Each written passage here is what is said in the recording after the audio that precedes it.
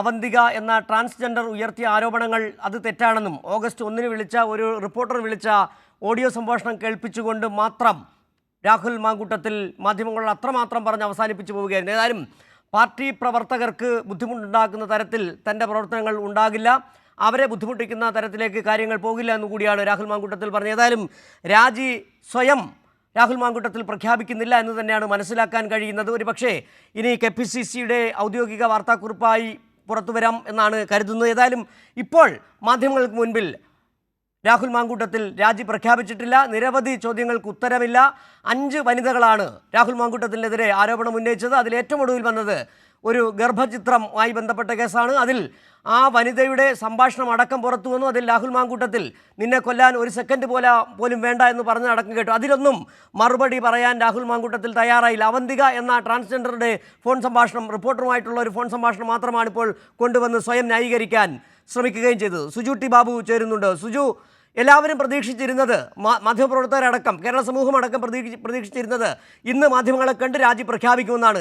അല്പം മുമ്പാണ് സണ്ണി ജോസഫ് പറഞ്ഞത് ഉചിതമായ സമയത്ത് ഉചിതമായ തീരുമാനം ഉണ്ടാകുമെന്നുള്ളത്. ഉചിതമായ സമയമായില്ല എന്നാണോ രാഹുൽ മാങ്കൂട്ടത്തിൽ പറഞ്ഞു പോയത്? എന്തായിരുന്നു രാഹുൽ മാങ്കൂട്ടത്തിൻ്റെ ഒരു പ്രകടനം? ദുർബലനായ രാഹുൽ മാങ്കൂട്ടത്തിനാണ് ഇന്ന് കാണാൻ സാധിച്ചത്. സാധാരണഗതിയിൽ വളരെ ആക്രോശിച്ചുകൊണ്ടോ അല്ലെങ്കിൽ വലിയ ദൃഢതയുള്ള ശബ്ദത്തോടെയാണ് രാഹുൽ മാങ്കൂട്ടത്തിൽ മാധ്യമങ്ങളെ കാണുന്നത്. എന്നാൽ വളരെ ദുർബലനായി രാഹുലിനെയാണ് കാണാൻ സാധിച്ചത്. ആകെപ്പാട് രാഹുൽ പറയാൻ ശ്രമിച്ചത് ട്രാൻസ്ജെൻഡർ അവാന്തികയുടെ ആരോപണത്തിൽ കഴമ്പില്ല എന്ന് ബോധ്യപ്പെടുത്താൻ മാത്രമാണ് രാഹുലിൻ്റെ ശ്രമം. മറ്റു കാര്യങ്ങളൊന്നും രാഹുൽ കടക്കാൻ തയ്യാറായില്ല. ശബ്ദ സന്ദേശത്തെപ്പറ്റി ചോദ്യത്തിന് ഉത്തരം പറയാൻ തയ്യാറായില്ല. അതിനു മുമ്പ് തന്നെ രാഹുൽ വീട്ടിലേക്ക് തിരികെ കയറിപ്പോകുന്ന സാഹചര്യമാണ് ഉണ്ടായിരുന്നത്. ആ ചോദ്യവും അതുപോലെ ശബ്ദ സന്ദേശവും രാജിയെപ്പറ്റിയോ ചോദിക്കാൻ രാഹുൽ അതിന് നിന്ന് കൂട്ടാക്കിയില്ല. രാഹുൽ അതിന് പകരം വളരെ പെട്ടെന്ന് തന്നെ വീട്ടിലേക്ക് കയറിപ്പോകുകയാണ്. രാഹുലിൻ്റെ മുഖഭാവത്തിൻ്റെ ആ ബോഡി ലാംഗ്വേജ് തന്നെ രാഹുൽ പ്രതിരോധത്തിലാണ് എന്നുള്ള കാര്യത്തിൽ വ്യക്തമാണ്. എന്തായാലും രാഹുലിൻ്റെ വീടിന് മുമ്പിൽ തന്നെ നമ്മൾ തുടരുകയാണ്.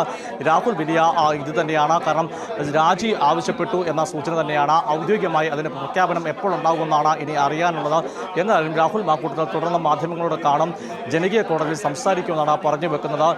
അവന്തികമായ വിഷയം മാത്രമല്ല ഇപ്പോൾ ഏറ്റവും പ്രധാനമായി നിൽക്കുന്നത്. അവന്തികയുടെ ആരോപണങ്ങളുടെ ഗൗരവം കുറച്ച് കാണുകയല്ല, പക്ഷേ വലിയ ആരോപണങ്ങൾ, വലിയ ആരോപണങ്ങളാണ്. ശബ്ദ സന്ദേശവുമായി ബന്ധപ്പെട്ട് ഗർഭചിത്രം വെച്ചൊരു അലസിപ്പിക്കുക, അതുപോലെ തന്നെ വധഭീഷണി തുടങ്ങിയ കുറ്റകൃത്യങ്ങൾ, 5ഓളം യുവതികളുടെ ഓഡിയോ സംഭാഷണങ്ങൾ അല്ലെങ്കിൽ അവരുടെ പരാതികൾ ഒക്കെ തന്നെയുണ്ട്. AICC മുമ്പിലേക്ക് വന്ന മുൻ MP യുടെ പരാതി തുടങ്ങിയ വിഷയങ്ങളെല്ലാം നിലനിൽക്കുമ്പോഴും രാഹുൽ അതിനൊന്നും തന്നെ മറുപടി പറയാതെ ഒരു പ്രസംഗം പോലെ അവന്തികയുടെ ആരോപണത്തെ പൊളിക്കുക എന്ന് മാത്രമാണ് രാഹുൽ ഈ വാർത്താ സമ്മേളനത്തിൽ ലക്ഷ്യം വെച്ചത്. പക്ഷേ യഥാർത്ഥത്തിൽ രാഹുൽ വീണ്ടും പ്രതിരോധത്തിലാകുകയാണ്. തൻ്റെ ഭാഗത്ത് നീതി ഉണ്ടെങ്കിൽ ഒരു പക്ഷേ ഈ കുറ്റങ്ങളൊന്നും ചെയ്തിട്ടില്ലെങ്കിൽ രാഹുൽ സ്വാഭാവികമായി എല്ലാ ചോദ്യങ്ങൾക്കും മറുപടി നൽകേണ്ടതാണ്. കാരണം അവന്തികയുടെ ആരോപണം ഉണ്ടാകുന്നത് 3 ദിവസങ്ങൾക്ക് മുമ്പാണ്.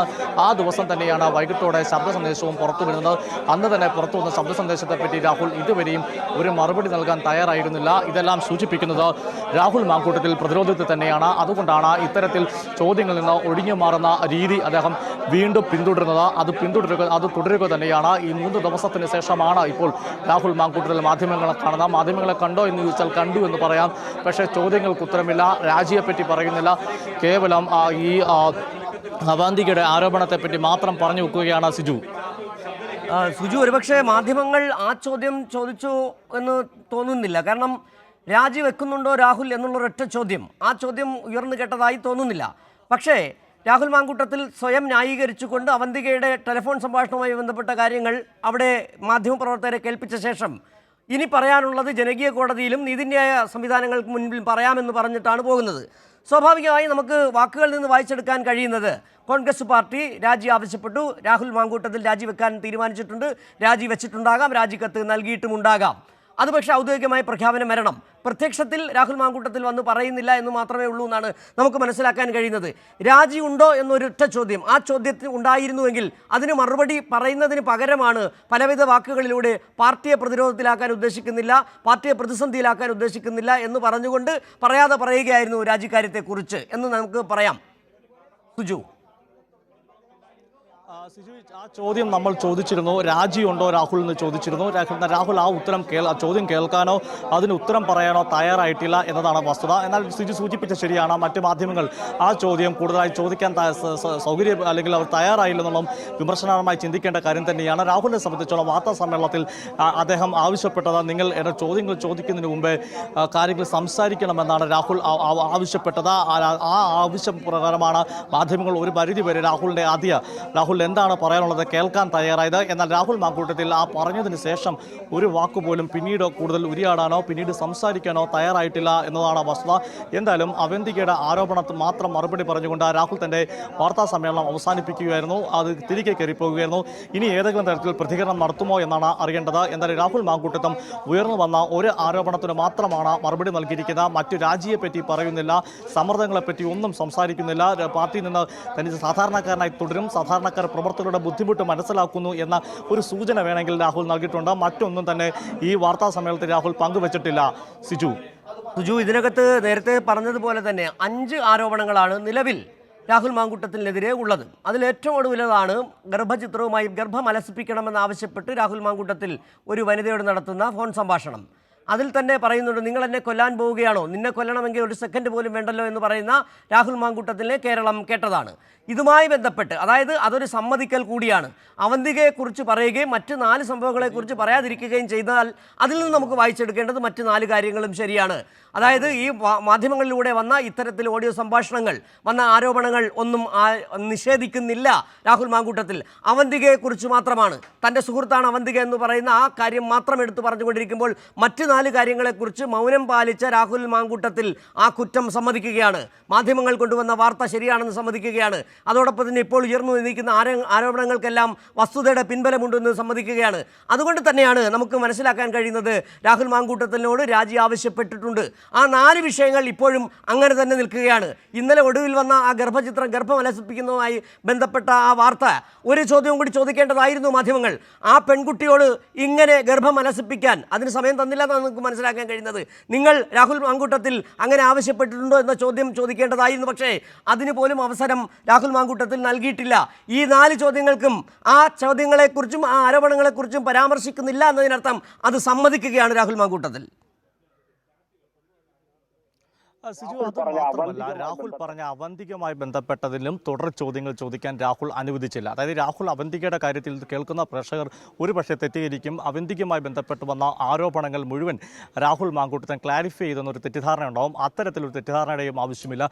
അതിലും ഏകപക്ഷീയമായി ചോദ്യങ്ങളില്ലാതെ ചില ഉത്തരങ്ങൾ മാത്രമാണ് രാഹുൽ നൽകിയത്. അതിൽ ചില ഓഡിയോ സംഭാഷണങ്ങൾ കേൾപ്പിക്കുന്നു. എന്നാൽ അതുമായി ബന്ധപ്പെട്ട തുടർ ചോദ്യങ്ങൾക്കും രാഹുൽ നിന്നില്ല. അതായത് 4 ആരോപണങ്ങൾക്ക് മറുപടി പറഞ്ഞില്ല എന്ന് മാത്രമല്ല, 5ാമത്തെ ഈ സിജു സൂചിപ്പിച്ചതുപോലെ തന്നെ ഈ അവന്തികയുമായി ബന്ധപ്പെട്ട കാര്യത്തിലും ഒരു ക്ലാരിഫിക്കേഷനോ ഒരു ചോദ്യത്തിനോ രാഹുൽ നിന്ന് തന്നില്ല. രാഹുലിൻ്റെ വീടാണ്, അതിനാൽ തന്നെ സ്വാഭാവികമായി നമുക്ക് ആ വീട്ടിലേക്കുള്ളിൽ കടന്ന് രാഹുൽ പോകുമ്പോൾ പിന്നാലെ എത്തി കൂടുതൽ ചോദ്യം ചോദിക്കാത്തതും പ്രായോഗികമായ കാര്യമല്ല, അത് മാന്യതയ്ക്ക് നിരക്കുന്നതുമല്ല. ഇത്തരം രാഹുലിൻ്റെ വീടിന് മുമ്പിൽ വെച്ച് രാഹുൽ മാധ്യമങ്ങൾ കണ്ടപ്പോൾ ആകെപ്പാടെ പറഞ്ഞ ഇത്രയും കാര്യങ്ങളാണ്. എന്തായാലും നമ്മളിവിടെ തുടരുകയാണ്. ഇനി ഏതെങ്കിലും തരത്തിൽ രാഹുൽ വീണ്ടും മാധ്യമങ്ങളെ കാണുകയോ അല്ലെങ്കിൽ കൂടുതൽ വിശദീകരണം നൽകുമോ എന്നാണ് കാര്യങ്ങളാണ് അറിയാനുള്ളത്.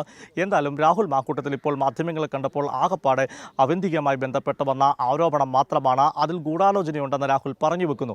എന്നാൽ ഏറ്റവും പ്രധാനപ്പെട്ടത് അല്ലെങ്കിൽ വളരെ ഗൗരവമുള്ളതാണ് മറ്റ് ആരോപണങ്ങൾ. ഇതിനോടൊപ്പം അവന്തികയുടെ ആരോപണങ്ങളെ വില കുറച്ച് കാണുന്നില്ല, അത് ഗൗരവമുള്ളതാണ്.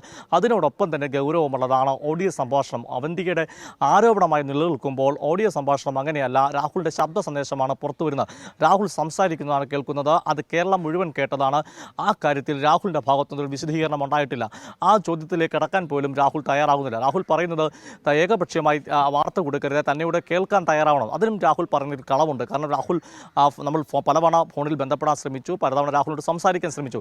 രാഹുൽ അതിനൊന്നും കൂട്ടാക്കാതെ വന്ന ഇപ്പോൾ നടത്തുന്ന ഈ ഒരു പ്രസംഗം പോലെ നടത്തിയ വാർത്താ സമ്മേളനം കാണുമ്പോൾ ഒരു പക്ഷേ ആളുകൾക്ക് തോന്നാം രാഹുലിനെ കേൾക്കാൻ തയ്യാറാകാതെയാണ് മാധ്യമങ്ങൾ വാർത്ത കൊടുക്കുന്നത്.